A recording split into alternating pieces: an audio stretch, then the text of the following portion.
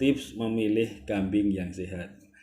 Kambing ini digunakan untuk akikah itu syaratnya tidak berbeda dengan kurban, dan kambing bisa diganti dengan unta ataupun sapi, tapi kebanyakan dari hadis-hadis yang ada itu untuk akikah kambing.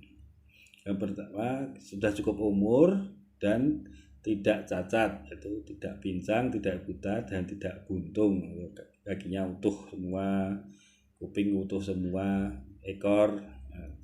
Kemudian sehat itu dilihat dari suhu badan itu antara 38 derajat sampai 40 derajat.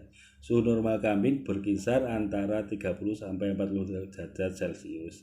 Jika suhu di atas angka normal, kemungkinan kambing itu infeksi atau ada yang sakit. Jika suhu di bawah angka tersebut, artinya kambing dalam keadaan sakit parah. Kemudian tidak lemah. Jadi kambing itu ketika sehat itu lincah, berdiri bisa lari ke sana kemari.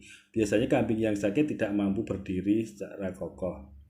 Jika kambing berjalan sempoyongan atau pincang, atau tandanya kambing tersebut tidak sehat.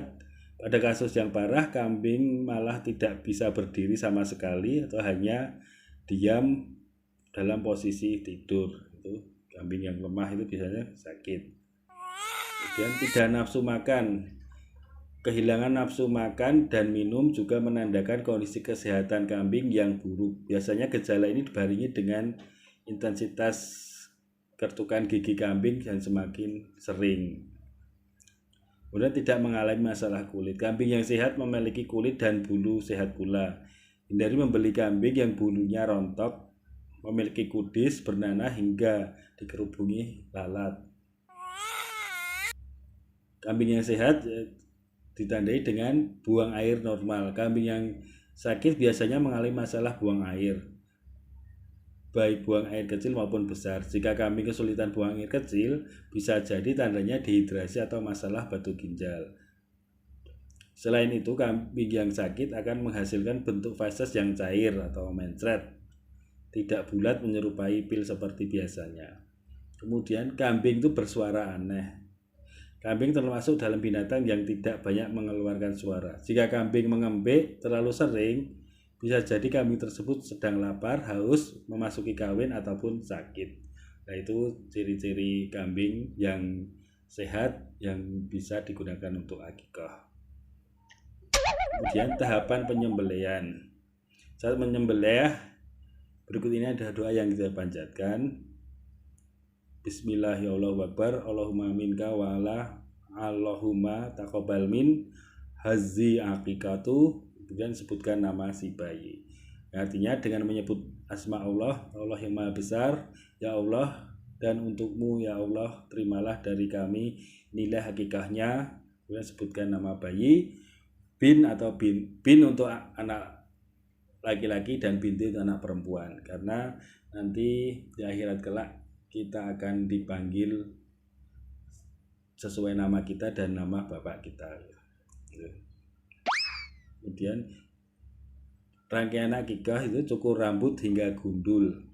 Dalam kitab Al-Mazmu, Iwan Namawi mencantumkan pandangan kalangan ulama Syafi'iyah bahwa selain disunahkan mencukur rambut bayi, juga setelah itu disunahkan bersedekah emas atau perak seberat timbangan rambut bayi tersebut. Jadi nanti setelah dicukur gundul, ditimbang, kemudian disedekahkan dengan niat karena Allah, sedekah untuk akikah anak tersebut. Disunahkan mencukur rambut bayi pada hari ke-7 dari kelahiran. Sahabat kami atau ulama Syafi'iyah mengatakan disunahkan juga bersedekah emas seberat timbangan rambut tersebut. Jika tidak bisa emas, maka dengan perak, berlaku untuk bayi laki-laki dan perempuan. Jadi setelah itu diberi nama yang terbaik. Dalam hadis riwayat Abu Daud disebutkan, sesungguhnya kalian akan dipanggil pada hari kiamat dengan nama kalian dan nama bapak-bapak kalian. Maka baguskanlah nama-nama kalian. Jadi sebelum akikah penyembelihan kambing, hendaknya sudah diberi nama yang baik dan nanti dibacakan pada saat penyembelihan. Kemudian bagikan hasil masakan kambing. Ini bisa dibagikan ke tetangga atau rumah yatim, rumah tahfiz. Nah, inilah kehebatan dari syariat Islam. Kita selain beribadah pada Allah dan akan berdampak pada lingkungan sosial kita untuk berbagi. Kemudian hikmah akikah yaitu menghidupkan kembali sunnah Rasulullah SAW, kemudian perlindungan dari setan. Dan akikah merupakan tebusan hutang anak yang memberikan syafaat bagi kedua orang tuanya kelak pada hari perhitungan. Sebagaimana Imam Ahmad mengatakan, dia tergadai dari memberikan syafaat dari kedua orang tuanya dengan akikahnya.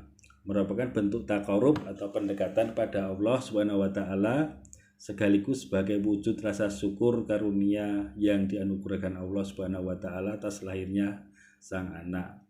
Akikah sebagai sarana menampakkan rasa gembira dalam melaksanakan syariat Islam, dan bertambahnya keturunan mukmin akan memperbanyak umat Rasulullah SAW pada hari kiamat. Dan akikah memperkuat ukhuwah Islamiyah di antara masyarakat. Alhamdulillah sudah terlaksana